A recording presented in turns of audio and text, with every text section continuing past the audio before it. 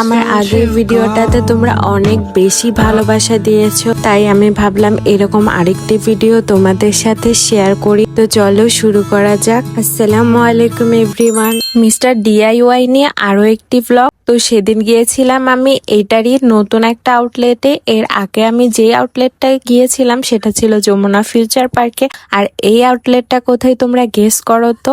আর সেখানে যেহেতু আমি মহা খুশি, কারণ এর আগে আমি যে আউটলেটে গিয়েছিলাম সেটার থেকে এখানে হিউজ পরিমাণ বেশি কালেকশন ছিল। ফার্স্টে আমি এক্সপ্লোর করা শুরু করি যে প্রত্যেকটা ফ্লোরে কি কি আছে, আর প্রত্যেকটা ফ্লোরে আমি ঘুরে ঘুরে দেখছিলাম। আর প্রথমেই চলে গিয়েছিলাম এই কিউট কিউট প্যানগুলোর দিকে। এগুলো আমাকে সব সময় অনেক বেশি আকৃষ্ট করে। যাই হোক, এরপরে দেখো এই নেকলেস গুলো আর এই নেক পিস গুলো কিন্তু অনেক বেশি কিউট ছিল আর অনেক বেশি রিজনেবল ছিল। আর এখানে কিন্তু অনেক ধরনের টেবিল ম্যাটও পাওয়া যাচ্ছিল, হ্যাঙ্গার পাওয়া যাচ্ছিল। আর অর্গানাইজার গুলোর কথা কি বলবো, এখানে ছিল হিউজ অর্গানাইজারের কালেকশন। আর এগুলো দেখতেও অনেক বেশি কিউট ছিল। আর আরো অনেক বেশি জিনিস ছিল। আমি প্রত্যেকটা কর্নার যদিও কভার করতে পারি, তবুও ট্রাই করেছি তোমাদের জন্য কিছু কিছু ভিডিও বা ক্লিপ নিয়ে আসার জন্য, যাতে আমি তোমাদের সাথে শেয়ার করতে পারি।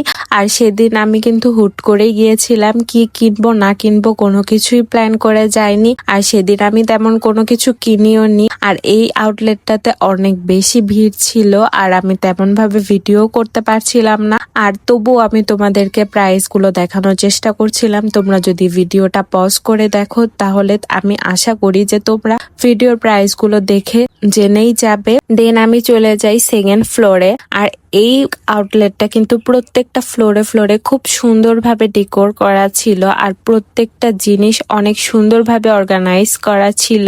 আর হিউজ কালেকশন ছিল, এটা তো আমি তোমাদেরকে আগেই বলেছি। আমি যেই যমুনা ফিউচার পার্কের আউটলেটে গিয়েছিলাম সেটা থেকে এইটার কালেকশন কিন্তু অনেক অনেক বেশি ছিল সবকিছুরই।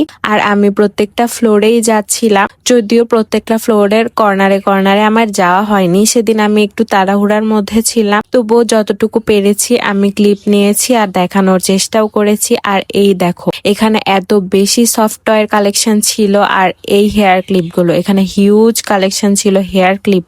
আর এগুলো তো অনেক বেশি রিজনেবল ছিল।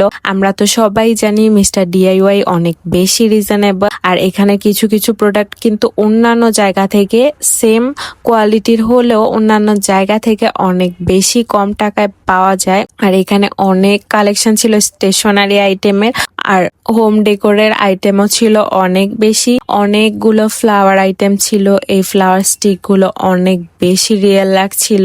আর এখানের ভেজ গুলো অনেক ছিল কালেকশন। আর এগুলো আমি দেখাচ্ছিলাম তোমাদেরকে। নেক্সট টাইম গেলে আমি এগুলো থেকে অবশ্যই পারচেস করব, এবার আমার করাই হয়নি। আর এটা দেখো কত বেশি প্রিটি ছিল, আর এই হোয়াইট কালারটা তো আরো বেশি সুন্দর ছিল। আর এখানে কিন্তু তোমরা এসে ইজিলি তোমাদের বাসার জন্য, তোমাদের রুমের জন্য, সবকিছুর জন্যই ডেকোরেশন আইটেম গুলো নিয়ে নিতে পারো এই রিজনেবল প্রাইসের মধ্যেই। আর এখানে দেখো কত বেশি কালেকশন ছিল, আমি তোমাদেরকে সবকিছুই দেখাচ্ছিলাম অল্প অল্প করে।